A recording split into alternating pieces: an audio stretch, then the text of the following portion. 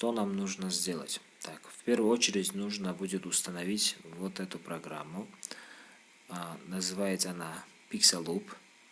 Открываем ее после того, как устанавливаем. И нажимаем New Project.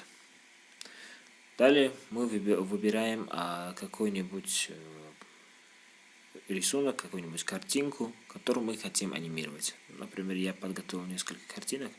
Сейчас выберу вот эту первую. Смотрите, картинка статичная, ничего там не двигается. И мы сделаем так, чтобы создалось впечатление, будто водопад будет падать.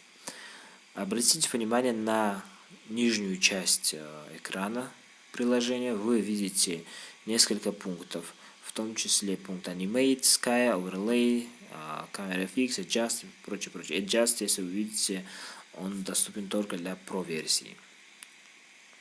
А для анимации нам нужен именно пункт Animate. Нажимаем на пункт Animate, выбираем ее. И здесь вы видите несколько возможностей. Что они все делают?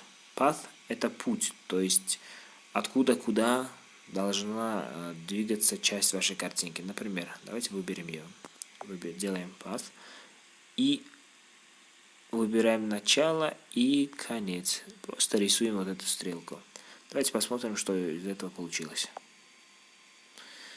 Как вы видите, вся картинка практически начала плыть, расплываться. Но нам это ведь не нужно. Нам нужно, чтобы только вода плыла. Да? Тогда можем остановить проигрывание. И выбираем Freeze. Freeze, значок снежинки. Он нам помогает вот так закрасить те области, которые должны как бы быть замороженными, то есть не двигаться, тогда как все остальное должно двигаться. Как вы видите, рисуется не особо аккуратно, поэтому можно в принципе увеличить картинку. Это делается двумя пальцами. И нажимаем в версию Unfreeze, то есть разморозить. И выбираем вот эти части, которые мы хотим разморозить. То, что как бы имеет вот эти капли воды. Эти самые капли, они должны двигаться, правильно? А замороженными должны остаться только и только те части картинки, в которых нет воды, которые не должны двигаться. Хоп, мы очистили это все практически, да? Можем масштаб уменьшить, немного еще очистить, а потом посмотрим. В принципе, в основном двигается, как вы видите, вода. Но и это на самом деле не так уж и правильно, потому что, смотрите, те места, которые мы не выделили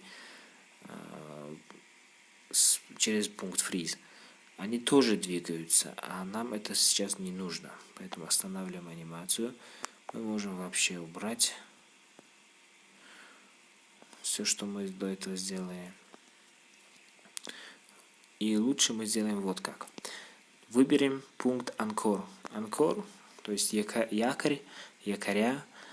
Якорь мы можем как бы оставить только, опять-таки, в тех областях, которые не должны двигаться. Но в данном случае, как вы сейчас можете заметить,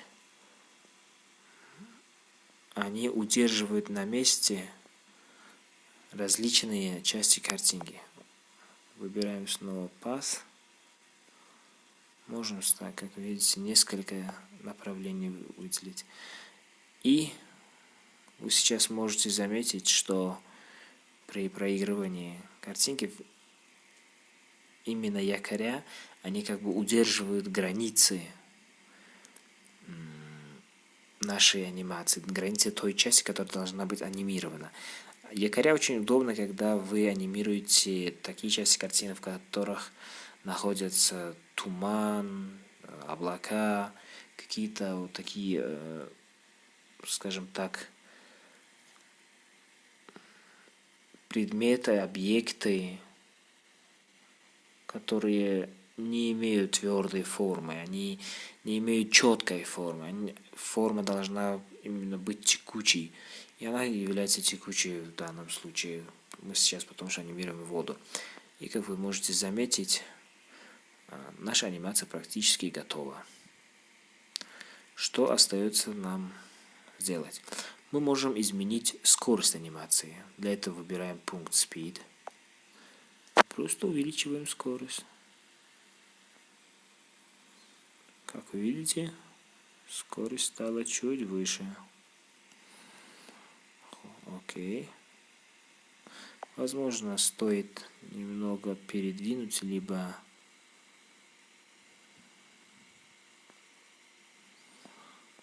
добавить новые якоря, чтобы трава не так сильно двигалась. Хорошо, в принципе, мы совсем все решили. Остается немножечко передвинуть вот этот якорь, чтобы он слишком много места не занимал.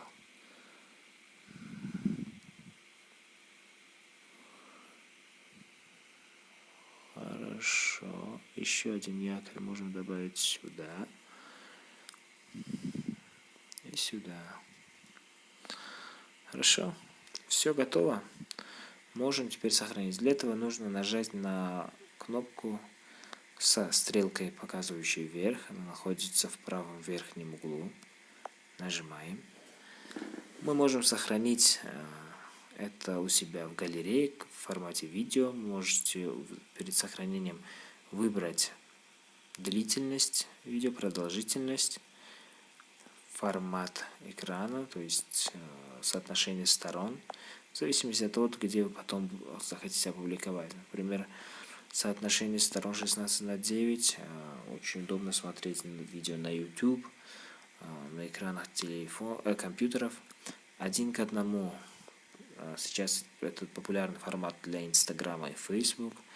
3:4, 9:6, эти вертикальные видео, они тоже зачастую нужны именно для смартфонов. 4:3 также, но будут смотреть его в горизонтальном положении. Хорошо, мы можем сразу выбрать какую-то платформу, например, Instagram, и тут Instagram Stories или Instagram Feed. Тут также мы можем выбрать продолжительность.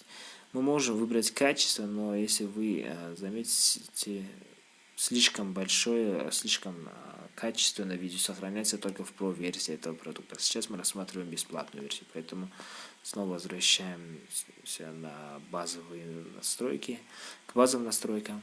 И все готово. Теперь делаем вот что. Например, я хочу сохранить это для Инстаграма. Как вы видите, Инстаграм либо вертикальное видео, либо квадратное видео сохраняет. Я могу двигать немного ту картинку, которую мы анимировали, чтобы указать именно ту область, которая должна сохраниться. Я выбрал, нажимаю «Экспорт». И нужно подождать, пока наша анимация подготовится и сохранится у нас на телефоне. Все, видео Save to Gallery означает, что видео сохранено в галерее. Мы можем сразу же выбрать Instagram Feed, потому что я выбрал именно квадратный формат анимации. И как видите, все готово.